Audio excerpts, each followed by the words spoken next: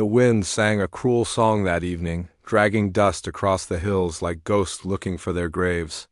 The sky over the Wyoming plains was blood orange, sinking fast into violet. Wade Mercer stood beside the carcass of his last steer, the shovel heavy in his calloused grip, sweat drying on his neck though the wind had teeth. The earth was hard from frost, and he dug anyway, slow, quiet, alone. He hadn't spoken a word out loud in weeks, months, maybe. There was no one left to speak to. When he rolled the stiff body into the shallow hole, the thud was hollow. The sound echoed inside him, deeper than the grave he'd just made. Wade wiped the dirt off his hands on his trousers, stared off at the edge of his land. There was nothing. Out there, just miles of dry sagebrush, a warped fence line, a barn half-eaten by storms, and a silence so complete it had become a kind of company. Somewhere out past the ridge, a coyote howled. The night was coming fast. His boots creaked. Up the porch steps, past the rocking chair that hadn't rocked in years. Inside, he lit the oil lamp out of habit. The small wooden table sat exactly as it had for years, one plate, one cup, one man. He warmed some leftover beans over the stove. No meat now. Not since the rot had taken most of the herd this past winter. What was left wouldn't last another month. Wade sat, stared into the flickering flame of the lamp, and listened to the wood creak and groan with the wind. Memories came easier in the quiet, his wife's soft voice, the way she used to hum when she braided her hair. The sound of their son's boots thudding through the kitchen in the early morning, chasing dreams and dogs. The fever took her quick, the boy slower. And then there was just Wade. The house had stayed untouched since. Her coat still hung behind the door. The boy's toy horse sat under the cabinet. Wade told himself he kept them there out of respect, but he knew better. Moving them would make it real. He poured the beans into the bowl and sat. The chair across from him stayed empty, like always. He hadn't cried in years. He didn't think he knew how anymore. Then came the sound. It wasn't wind, not boards creaking or coyote yowls. It was something else. A slow crunch of wheels on dry dirt. He stood. No one came out here, not by accident. From the front porch he saw it. A wagon. Beaten and crooked, crawling up the slope like it was held together by prayer and desperation. 2 wheels wobbled under the weight. A mule limped beside it, rope dragging. And around it, movement, people. He stepped down, heart thudding slow. And cold, dust covered them, 7, maybe 8 figures. As the wagon came closer, he saw the faces clearer in the lamp glow. Women, children, one of them held a baby against her chest. Another gripped a toddler's hand tight. Their clothes were torn by travel, skirts streaked with mud. They looked like they'd walked from hell and hadn't quite made it out. The woman leading them walked with her chin high. Tall, straight-backed, her face was hard but not cruel. She met his gaze without flinching. Her eyes told him everything he needed to know. She'd lost things too. She stopped just shy of the porch. The others hung back, hovering by the wagon. No one said a word. The wind kicked up dust between them. She cleared her throat, voice soft but steady. "Sir, we need somewhere to sleep. Just for the night, please." The words hung in the air like smoke. Wade didn't move. His pulse thudded loud in his ears. 5 women, children, on his land. At his door, he looked at them, at their sunburnt faces, at the way the little girl clung to her mother's skirt, blinking up at him like she didn't know if he was a man or a monster. He looked at his house silent, still, hollow. Then he stepped back and opened the door. The house wasn't built for this kind of noise. Wade stood with one hand against the doorframe, watching 5 women and their half-dozen children move through his quiet world like a storm given legs. Boots tracked dust across the floorboards. A baby cried, a kettle boiled too loud. Someone knocked over a chair. The space he'd spent years preserving like a tomb was alive now, smelling of smoke, breast milk, damp blankets, and raw fear. He hadn't said a word since letting them in. He just moved like a ghost through the crowd, lit the fire, set out what dry beans and cornmeal he had left. The women whispered among themselves, casting glances at him. uncertain whether they'd been taken in by a protector or a silent threat. The children looked at him like he was part of the house, an old beam or a shadow on the wall. At first, Wade tried to ignore the sound. He sat on the porch, sharpening his old hunting knife, eyes on the falling dark. But from behind the window, he could hear them soft laughter, the clink of cups, the shuffle of cloth. He closed his eyes. A sudden memory broke over him like thunder. His wife humming in the kitchen, stirring stew. Their boy, maybe 6 or 7, chasing a wooden duck on a string across the floor, giggling until he collapsed in her lap. Wade had come in from the field that day and just stood there, watching the scene like it was a painting he'd never seen. Before, he remembered the smell of rosemary on her fingers when she touched his arm. That smell was gone now. Gone for years. Inside, the fire cracked and hissed. He stepped through the door and leaned against the far wall. They had rearranged the room slightly, out of necessity. Ruth, the older woman, was binding Naomi's ankle with a strip of linen. The young one, Martha, was feeding her baby in the corner, rocking on a makeshift stool. Clara sat by the hearth, scraping ash out with a bent spoon. Annie was brushing a child's tangled hair. They didn't notice him at first. It was Ruth who finally looked up. "You should eat something, Mr. Mercer. You look near ghost white." He didn't answer. Clara glanced at him. "We'll be out of your way by morning. Just needed one night under a roof." That was when the story began to come out. Their wagon had been part of a church convoy headed west 10 families from Missouri, looking for land and new beginnings. They had pastors and supplies, a map drawn by someone who'd made the trip before.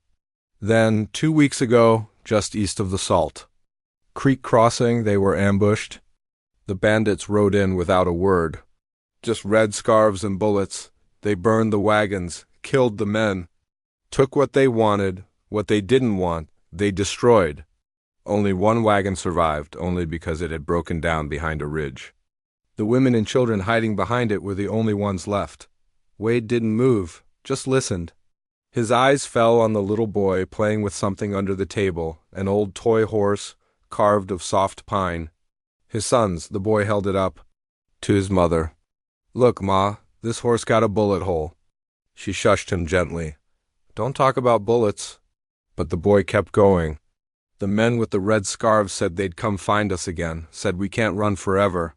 The room went still. Wade's jaw tightened. Clara stood slowly and took the boy's hand. "Go on now, baby. Sit with Annie." Wade turned and stepped back onto the porch. The air had cooled, but it wasn't the breeze that raised the hairs on his arms. He scanned the ridge in the near dark, eyes sharp and unblinking. The stars had just begun to come out, but he wasn't watching the sky. Then it came. A whistle. Not a song, not wind through grass, but a pattern. 3 short, 1 long. He turned slightly, slowly, and looked to the dark edge of the woods. Somewhere up there, hidden in the shadows, was a man no one else had seen in years. A man who moved, quieter than snow, who tracked like a hawk, and killed with less mercy. Tohan. Wade pulled the rifle off the porch rail and checked the chamber. "He's watching," he muttered, almost to himself. He didn't know whether that made him feel safer or worse. As he stepped back inside, something far off caught his eye, a faint line of smoke curling into the sky, maybe a mile east. That hadn't been there this morning. The wind came out of nowhere, thick with grit and rage. It rolled in from the south like a wave of ghosts, devouring the horizon in a yellow haze. Wade barely had time to yell before the dust hit the barn like a battering ram. The sky vanished. The ground disappeared. Everything became noise and flying earth. He fought his way onto the roof, trying to tie down the last of the buckling tin sheets. Nails slid from between his teeth, his hands shaking with every swing of the hammer. Sweat and dust coated his neck. He could hardly breathe. A loose beam cracked behind him. The wind howled like it was tearing the sky apart, then blackness.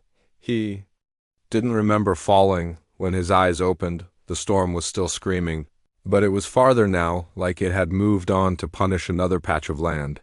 He blinked through the grit. Clara's face hovered over him, her hair pulled back with a scrap of cloth, eyes fierce and focused. "You're a damn fool," she muttered, dabbing at the gash on his temple. "Climbing up in that wind like you're made of stone." Wade tried to sit. She pushed him down. He didn't fight her. "You used to do this?" he rasped. "Ran a homestead 10 years with my husband. Built the place ourselves." She paused. "Buried him in the spring thaw 2 years ago." Their eyes met. Something quiet passed between them, not pity, not sorrow, just recognition, a shared ache. A matching scar. The next few days moved different. Wade found Naomi's boy struggling with the axe behind the shed and didn't speak, just walked over, adjusted his stance, and set another log in place.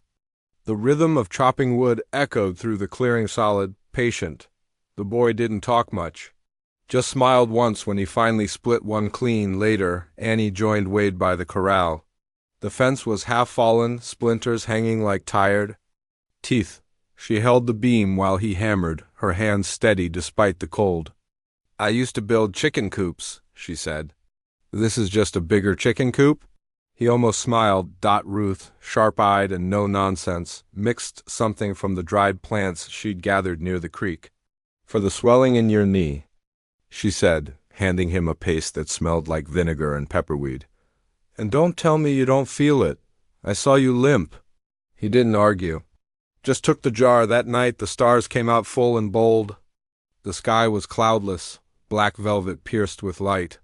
Wade sat near the porch, staring upward. He wasn't thinking. He just sat. Clara stepped out and joined him, wrapping a shawl around her shoulders. She didn't speak for a while.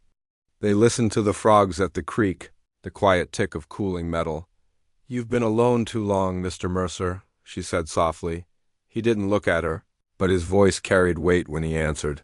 "Maybe I forgot how not to be." That was all they said. He was just about to stand and head inside, when a sound snapped the air, a sharp crack, distant, too loud to be firewood. Then, another dash closer. Gunfire. Wade froze. Clara went pale. He was already moving from the shadows beyond the barn. Horses' hooves pounded into the clearing.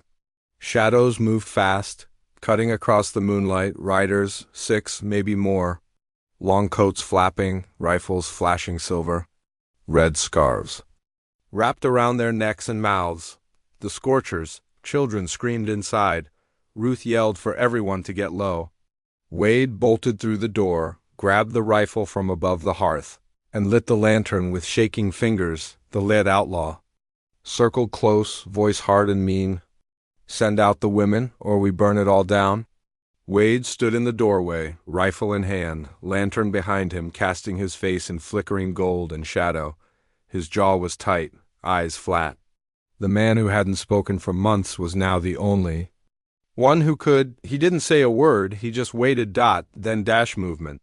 From the woods behind the house, a figure stepped into the clearing, bare-chested, skin painted with ash and ochre. A long knife glinted in one hand, a bow in the other. His hair was tied back in a single black knot. Eyes dark and silent. Clara gasped. "Who?" Wade didn't take his eyes off the riders. "I told you I wasn't alone." The first shot cracked like dry wood splitting. Wade fired once, then dropped low behind the barrel stack. Another bullet hissed past, chipping the porch post. The lantern light inside swung wildly, throwing shadows of women and children clutching each other on the floor. Horses whinnied, boots pounded. The scorchers had come like wolves, fast, loud, hungry. Tahan moved like smoke through the trees, circling wide. Wade saw him only in flashes, his blade glinting, his bare feet soundless against the earth.